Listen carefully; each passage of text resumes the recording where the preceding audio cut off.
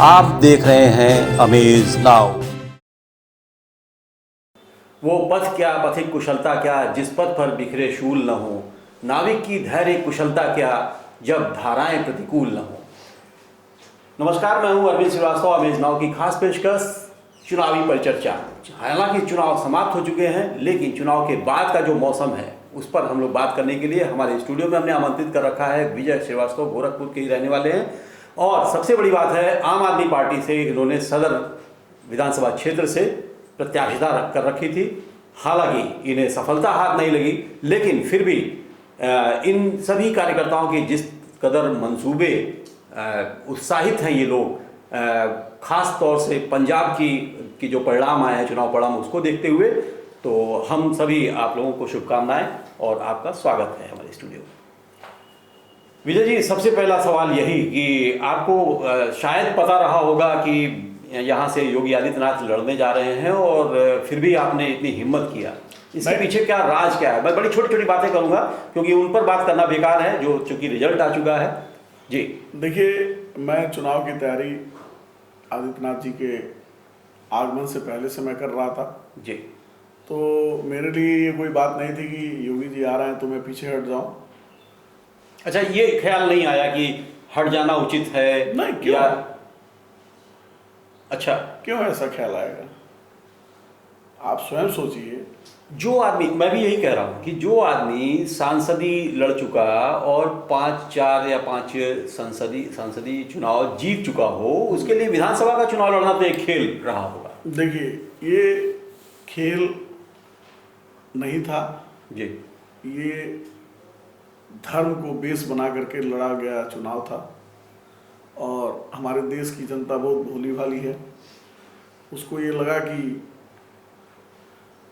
अपने गोरक्ष पीठ के पीठाधीश्वर हैं, इनके नहीं जीतने से एक गलत संदेश जाएगा हिंदुओं के बीच में या जनता के बीच में, इसलिए इनको जिता दो। जी। क्योंकि बाकी कोई ऐसा कारण नहीं दिख रहा है जिससे इनको पब्लिक जिता दे। तो मैं शुरू से कहता आ रहा हूँ। जी जी। जिस दिन वोटिंग पड़ रही थी उस दिन हम लोग, हमारा और आदरणीय मुख्यमंत्री जी का बूथ एक ही था। अच्छा। तो वोट डालते समय भी मीडिया के लोगों ने पूछा, भाई विकास के आगे आप तो कैसे आप चुनाव लड़ रहे हैं? तो मैंने ही बताया कि जहां हम खड़े हैं, मतलब गोरखनाथ रोड का वो बूथ जी से 500 मीटर पूरब और 500 मीटर पश्चिम। देखिए, मैं बड़ी साफ गोई से मैंने बोला था, आप कैमरा लेकर के चलिए, आपको बजाती नाली और टूटी फूटी सड़कें न मिले तो मैं आज के आज राजनीति से संन्यास ले लूँगा। मुझे एक और उसके आगे की लाइनें याद आती हैं जहां आपने स्टेटमेंट दिया था। आपने कहा था कि आम आदमी पार्टी की सरकार बनने जा रही है। जी। उस पर क्या कहेंगे आप? देखिए, आम आदमी पार्टी की सरकार, आपने उत्तर प्रदेश की बात की थी शायद। जी, मैं उत्तर प्रदेश की ही बात पे आ रहा हूँ। जी। आम आदमी पार्टी के प्रत्याशियों ने बहुत ही दमदारी से चुनाव लड़ा। बेशक, इसमें कोई शक नहीं है, गुंजाइश नहीं है। जनता ने भरपूर प्यार दिया, भरपूर समर्थन दिया, भरपूर सहयोग किया। और मैं आपको बता दूं, कल ही अभी हमारे जो प्रदेश के प्रभारी हैं आदरणीय संजय सिंह जी ने इस बात को स्वीकार किया। और जब हम प्रचार के सिलसिले में जब हम जा रहे थे तो लोगों ने कहा कि नो डाउट आम आदमी पार्टी बहुत अच्छी पार्टी है, आम आदमी पार्टी के नेता बहुत अच्छे हैं, इनका काम करने का तरीका बहुत अच्छा है, ये जनता के हित के लिए काम करते हैं, ये सबसे बड़ी बात है। और दिल्ली में इन्होंने करके दिखा दिया है। इस पर कई, हम लोग भी चूंकि चुनाव के दौरान फील्ड में थे, लोगों से मिलते जुलते रह रहे थे, उसमें एक बात आ रही थी, बार बार ये बात आती थी, जब भी आप या आपके तमाम समर्थक या आम आदमी पार्टी के तमाम लोग जब जहाँ जहाँ भी उन्होंने कहा, इस बात को रखा कि दिल्ली का जो हमारा स्ट्रक्चर है, इंफ्रास्ट्रक्चर है, वही हमारी जगह लागू करेंगे। उस पर एक बात ये आती थी कि देखिए, दिल्ली बड़ा छोटा सा प्रदेश है, बहुत छोटा सा प्रदेश है, और उसकी तुलना या उन चीज़ों को, उस मॉड्यूल को ले आना यूपी जैसे बड़े प्रदेश में या पंजाब की भी बात आ रही थी, तो लागू करना कितना आसान होगा या कितना मुश्किल होगा, ये बहुत ये बातें आ रही थी उससे। एक देहात का किस्सा है, ए नाऊ कितना बार, तो नाऊ कहता है कि मालिक अगवे आई। जी पंजाब में हमारी सरकार प्रचंड बहुमत की सरकार बन रही है। जी जी बिल्कुल। मुख्यमंत्री जी ने पहला ही काम ऐसा कहा कि हमारे वहाँ से वीआईपी कल्चर खत्म, सबकी सुरक्षा जो घरों की रखवाली गार्ड की तरह करते थे और नौकरों की तरह पुलिस कर्मी यूज किए जाते थे, उस व्यवस्था को उन्होंने खत्म, एक झटके में वीआईपी कल्चर को खत्म कर दिया।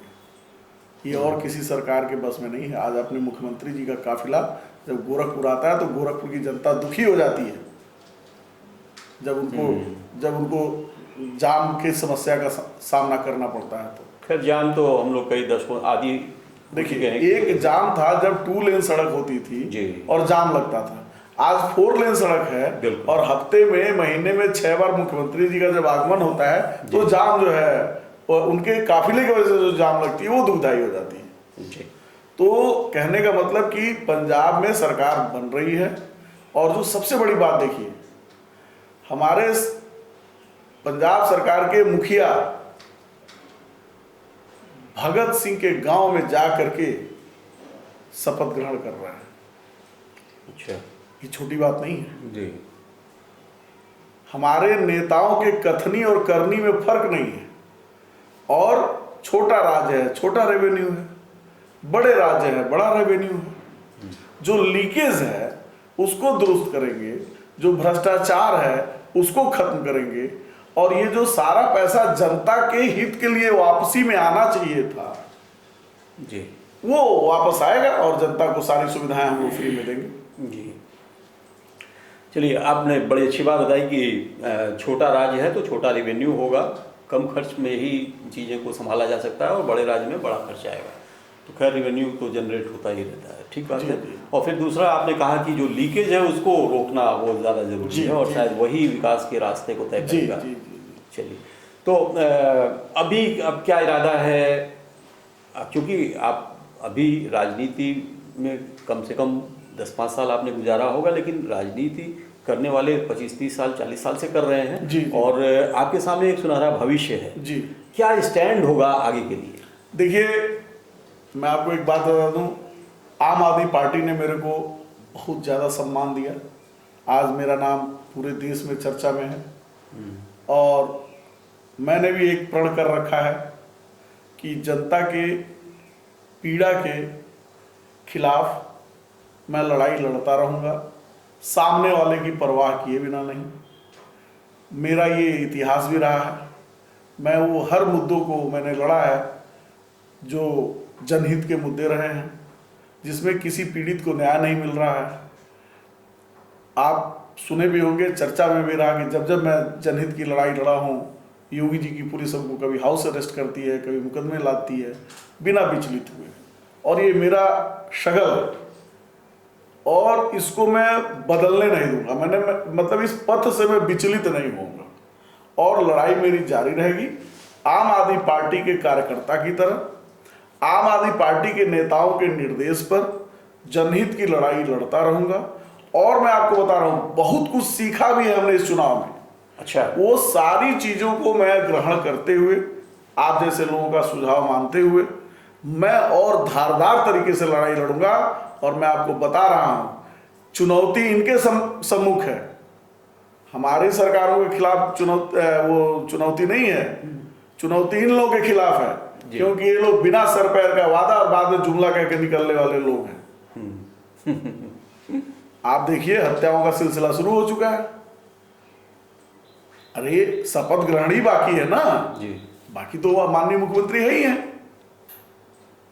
मेरे ये कहने का मतलब है कि अभी आपका ये मार्च का महीना है जी, चुनाव हो रहा है, मान लीजिए चुनावी महीना, इसको 2 महीना आप कह सकते हैं। अगर जल जमाव फिर होता है तो ये क्या जवाब देंगे, क्या इनके ऊपर एक्शन प्लान है इनका? मैं तो नहीं छोड़ने वाला इन लोगों को। जल जमाव के मुद्दे पे मैं इनका नींद हराम करूंगा, नींद हराम करूंगा, मैं ये आपसे वादा करता हूं। क्योंकि हमारी जनता ने, गोरखपुर के शहर के सम्मानित जनता ने बहुत पीड़ा भोगा है। विजय जी, कुछ खास बातों पे आते हैं। जी। ये बात सही है कि आपने बड़ी मेहनत किया और मेहनत आप पीछे से करते चले आ रहे हैं कि सिर्फ चुनावी मेहनत नहीं थी चुनाव के दौरान, लेकिन आप उसका क्या करेंगे? आम आदमी पार्टी के कम से कम मुझे लगता है कि गोरखपुर में 4000-5000 के इतने तो कार्यकर्ता ही होंगे, जी। जो मैं समझ पाया हूँ, लोगों से जानकारी इकट्ठा कर पाया हूँ। लेकिन आपके ही कार्यकर्ता अगर 4000-5000 ही संख्या है तो इतना कम वोट क्यों? देखिए, लड़ाई तो आपकी वोटों से ही आप सामने आए थे एकदम ना? मैंने ये कहा भी था, जी। मैंने अपने शुरुआती दौर में कहा भी था कि हमको जनता से वोट मिलना है, न कि सामने वाले प्रतिद्वंदी से। जी जी। तो जनता ने हमको सहयोग देने के लिए कहा, वोट देने के लिए कहा, वो दिखा भी उस समय का, रुचि लोगों का दिखा भी, लेकिन वो वोट में कन्वर्ट नहीं हुआ, ये चिंता का विषय है। जी। और मैं फिर स्वीकार कर रहा हूं कि उन चिंताओं को देखते हुए जो कमियां मेरे अंदर रही होंगी, अगर मैं अपनी बात उन तक नहीं पहुंचा पाया, कम समय था पार्टी में सिंबल लेकर के और चुनाव आने के बीच में समय कम था, हो सकता है मैं कार्यकर्ताओं तक, आम जन तक एज ए आम आदमी पार्टी के अधिकृत प्रत्याशी के रूप में अपनी बात ना पहुंचा पाया हूं, यह भी एक कारण हो सकता है। तो मैं ये सारी चीजों को दूर करूंगा और बहुत ही सिस्टमेटिक ढंग से, अफरा तफरी वाले में नहीं, बहुत ही सिस्टमेटिक ढंग से लोगों से मेल मिलाप करके, लोगों को जागरूक करके, लोगों के हकों को महसूस करा करके, और जो ये सरकार जो और आने वाले समय में और दम्भी सरकार घोषित होने वाली है, और ये कर्मचारियों का खून चूसने वाली सरकार होने वाली है, किसानों का खून चूसने वाली, आप सोचिए बेरोजगारों को सत्ता के अंतिम समय में वो लाठियों से पिटवाया, ये रोजगार नहीं देंगे, व्यापारियों को तहस नहस करने वाले लोग हैं, ये गलती पे गलती करते जाएंगे और हम लोग इनको नकेल कसेंगे कि आपको कोई भी गलती करने नहीं देंगे और जनता तक उन बातों को लेके जाएंगे। देखिए, इधर बीच के 2-3 दिनों में, मतलब परिणाम आने के बाद से इधर 2-3 दिनों में कई चीज़ें फिर आई हैं सामने। जो रोजगार के मुद्दे पे आप लोग लड़ाई करते थे, विपक्ष घेरता था, अभी अभी सुनने में और पता ये चला है कि पुलिस विभाग में, सिर्फ अकेले एक पुलिस विभाग में उनकी जो सेवाएं हैं, जो सेवाओं का कार्यकाल 60 साल 62 साल हुआ करता था, वो उसको घटा के 50 साल करने जा रहे हैं। जी जी जी। तो कहीं ना कहीं वो युवाओं को आगे करने की कोशिश है, ये छोटा सा एक प्रयास या पहला ये कोशिश दिखाई दे रहा है। आप क्या कहेंगे? आप उस प्रक्रिया को, युवाओं के को लाने की प्रक्रिया कह रहे हैं, और सोचिए उस परिवार का क्या होगा जिस परिवार का एक बैग आय का साधन खत्म हो जाएगा। मेरी बात समझिएगा जी। वो ये प्रोसेस आज से नहीं है, ये बहुत पहले से है कि जो दागी छवि के लोग हैं उनको जबरिया रिटायर कर दिया जाएगा। आप बताइए, अमिताभ ठाकुर इसी प्रोसेस के तहत उनको जबरिया रिटायर, उनके नेम प्लेट पे लिखा हुआ है अमिताभ ठाकुर जबरिया रिटायर IPS। उन्होंने क्या गलती की है? नहीं, ये देखिए, वो तो दूसरी बात। ना, वही सेम प्रोसेस है। अच्छा, वो सेम प्रोसेस है। ये आप इसको ये मत चलिए कि इनको नौकरी आयु घटा दी जाएगी और नए लोगों को नौकरी दी जाएगी। ये पुलिस, हम तो कहते हैं कि तुम निजीकरण करना है तो पुलिस का करो, तहसील का करो, कोर्ट का करो, जहां से इनको मोटी मलाई मिलने वाली है वहां ये कभी निजीकरण नहीं करेंगे। नौकरी देने की तो बात दूर, ये जो हटा रहे हैं ना, इसमें अपने विरोधियों को ये लोग हटाएंगे। अच्छा, जैसे कि हमारे पास 2 उदाहरण है। एक PPS अधिकारी हैं, मैं ऑन रिकॉर्ड कह रहा हूं, तनवीर खान, जो कि बहुत बड़े जिम्मेदारी उनको दिया गया और उनके ऊपर सिर्फ ये आरोप लगाया गया कि आप जो PSC के क्षेत्र में जो एक मंदिर बन रहा था, लोगों ने जो चंदा दिया था उसको आपने रजिस्टर में क्यों रखा था, ये आरोप लगा करके उनको जबरिया रिटायर कर दिया गया। आप देखिए, आप उसको ठीक से पढ़े लिखा है, 50 साल से ऊपर दागी लोगों को हटाया जाएगा, जबरिया रिटायर किया जाएगा। ये नहीं कि 50 साल से ऊपर सबको हटा दिया जाएगा और जो है नए लोगों को मौका दिया जाएगा, ये नहीं करने वाला। एक और चर्चा चल रही है इसी समय, असीम अरुण जो एडीजी पोस्ट से उन्होंने फिर इस्तीफा दिया और भाजपा से लड़े। जी भाजपा से लड़े और इस समय विधायक भी हो गए हैं। उनको लाने की कोशिश है डिप्टी सीएम के तौर पर। देखिए ये उनका विषय है, ये उनका अंदरूनी मामला आपको है। नहीं लगता है कि एक अच्छे महत्वपूर्ण और इम्प्रेसिव इंसान को अभी तो एक बात ये भी आ गई है कि केशव मौर्य साहब ने कहा कि हम तो सीएम ही बनेंगे। अच्छा, तो ये उनका विषय है, वो किसको बनाते हैं, किसको हरवा देते हैं, किसको मतलब के हिसाब से जितवा देते हैं, ये इनका विषय है और ये इसमें पारंगत हो चुके हैं। इन लोगों को सबक सिखाने के लिए आम आदमी पार्टी जनता तक जाएगी। और आपने कहा ना पंजाब, जी पंजाब भी एक मॉडल बनेगा, तब हम कहेंगे दिल्ली और पंजाब की तरह।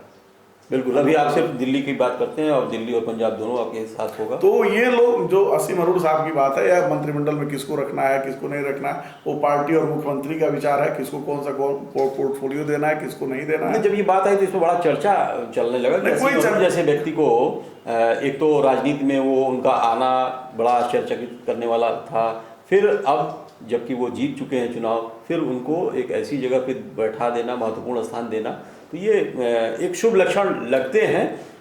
बाकी आने वाला वक्त बताएगा। देखिए वीके सिंह रक्षा मंत्री बने जी देश के, क्या तब्दीलियां हो गई, क्या वो पाकिस्तान को डरवा पाए, क्या वो चाइना को डरवा पाए हैं? आप सोचिए। तो इसका ऐसा नहीं होता है।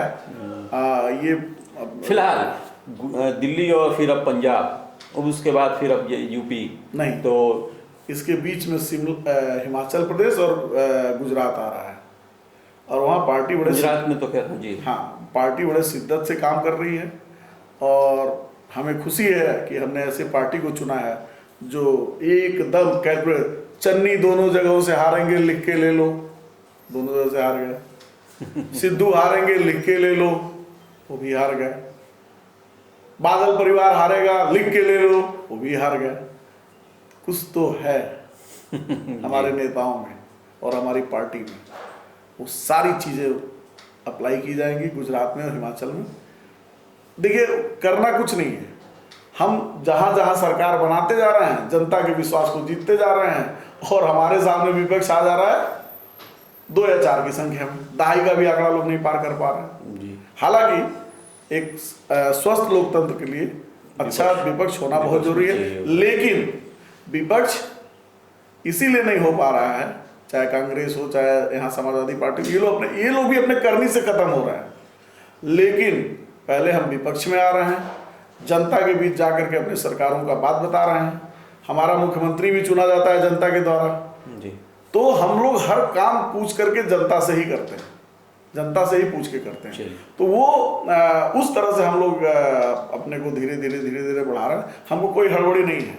ये लोग जितना जनता का तेल निकालेंगे उतना ही हमको जनता के बीच में जाने का मौका मिलेगा और हमको इन लोगों की कमियों को बताने और सावधान करने का मौका मिलेगा। सावधान करेंगे, विश्वास जमाएंगे और धीरे धीरे।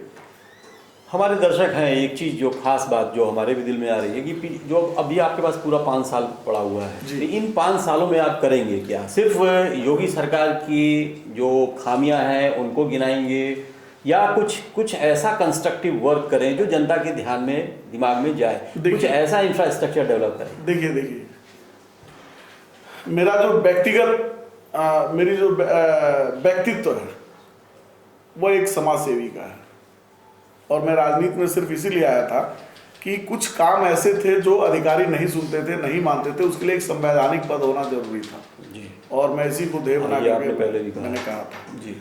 तो वो सेवा कार्य तो जारी रहेगा, उसमें कोई तब्दीली नहीं आने वाली है। क्योंकि जनता भी तो तभी याद रखती है। आपने देखा भी होगा कि हाँ वो फलाने वो बाढ़ के समय में आते थे, कोरोना काल में वो फलाने नेताजी आते थे, मैं उसके लिए चर्चित भी रहा। देखिए मेरे को आपने जो कहा ना वोट क्यों नहीं मिला, मेरे को ये बार बार ये सोचने पे मजबूर करता है कि मैं कहना तो नहीं चाह रहा था, लेकिन मैंने कोरोना में बड़ा शिद्दत से लोगों की मदद की, सेवा किया। मैं माध्यम बना कराया तो ऊपर वाले ने, वो वोटों में नहीं तब्दील हो सकता है मेरे अंदर कुछ और कमी रही हो, मैं उसको स्वीकार करता हूं। की जरूरत। हाँ, तो समाज सेवा मेरा जारी रहेगा। जी। पीड़ित के पक्ष में ईमानदारी और दमदारी से खड़ा होकर के लड़ाई मेरी जारी रहेगी। जनहित के मुद्दों पे मेरी लड़ाई जारी रहेगी। मैं सरकार का विरोध करने की बात नहीं कर रहा हूं। जनता के हित के खिलाफ अगर ये कोई भी काम करेंगे और पुलिस बल का प्रयोग करेंगे तो उसे विजय श्रीवास्तव डरने वालों में से नहीं। अपनी मांग को दमदारी के साथ उठाएंगे, जनता के हित के लिए दमदारी से लड़ेंगे। आप देखिए, इन्हीं का सरकार था। आजकल एक बड़ा चर्चित मैटर चल रहा है राज नर्सिंग होम का, जहां बच्चों ने 3 साल तक बिना मान्यता के स्कूल में पढ़ा। और कल उन बच्चों को इन लोगों ने जेल में डाल दिया। शर्म नहीं आ रही इन लोगों को? वो बच्चे यही तो कह रहे थे कि मेरा फीस वापस करो, मेरे को दूसरे सेंटर से एग्जाम दिलाओ। आपके सरकार में फर्जी कॉलेज चल रहा है और आपको पता ही नहीं है। भाई आप किस बात के सरकार और किस बात का ये सीएम सिटी है? किस बात की आपकी लाइव है? और उन निर्दोष बच्चों ने जब अपने हक हुकूक की मांग की तो आपने उनको जेल में डाल दिया। शर्म आनी चाहिए आपको, इनको शर्म आनी चाहिए। ऐसे प्रशासन को, ऐसे शासन को शर्म आनी चाहिए। क्या मुख्यमंत्री जी के संज्ञान में ये बात नहीं आई होगी? और आई होगी तो बच्चे जेल कैसे गए? क्या अपराध था उनका? यही ना कह रहे थे कि हमारी फीस वापस की जाए और हमको हमारा साल ना बर्बाद हो, हमको कहीं कहीं से एग्जाम दिलाया जाए। तो इन सब चीजों पे मेरी नजरें बनी रहेंगी। इनके हितों की लड़ाई, कोई भी पीड़ित हो उसके हित की लड़ाई मैं लड़ता रहूंगा और पार्टी के नीतियों को जन जन तक पहुंचाऊंगा और फिर जैसा पार्टी निर्देश करेगी वैसा काम। चलिए विजय जी, आज की चर्चा को हम लोग यहीं रोकेंगे क्योंकि समय अब आगे बढ़ने की इजाज़त नहीं दे रहा है। जी जी। लेकिन जैसा आपने बताया, आपने अभी नर्सिंग होम वाली, नर्सिंग स्कूल वाली बात की है, राज नर्सिंग पैरामेडिकल। तो ये हम लोगों की भी ये कोशिश होगी कि आप जैसे तमाम ऐसे राजनीतिक व्यक्ति उस काम में, उस मिशन में लगें कि आखिर ऐसा कौन सा वो दमईमान व्यक्ति है जो सारे बच्चों के पैसे को हजम कर जा रहा है और 4-4 साल तक उनको परेशान। मैं इस प्रकरण में यही कहना चाहूंगा कि उसमें आपको सबसे पहले तो उन बच्चों को जेल से छुड़ाना है। अभी आज एक नया मैटर आया है, जो सबसे भ्रष्टतम कुलपति इस गोरखपुर विश्वविद्यालय का है, उसने मुख्यमंत्री जी से एक डेमो चेक किसी विद्यार्थी को दिलवा दिया और उसका पेमेंट ही नहीं हो रहा। क्या मतलब, क्या है सीएम सिटी का महत्व? किसके संरक्षण में उपल रहा है जिसने पीएचडी शोधरत छात्र छात्राओं के खिलाफ एफआईआर करा दिया? उसकी लड़ाई मैंने लड़ी। एक ईमानदार प्रोफेसर जब उसके खिलाफ आमरण अनशन करते हैं तो उनको जेल में ठूस दिया जाता है। इस हॉस्पिटल से उस हॉस्पिटल, उनको मृत्यु के कगार पे ला दिया जाता है। वो लड़ाई मैंने लड़ी। जी चलिए, तो फिर समय हो चुका है दर्शकों से विदा लेने का। बहुत बहुत धन्यवाद आपका। शुक्रिया।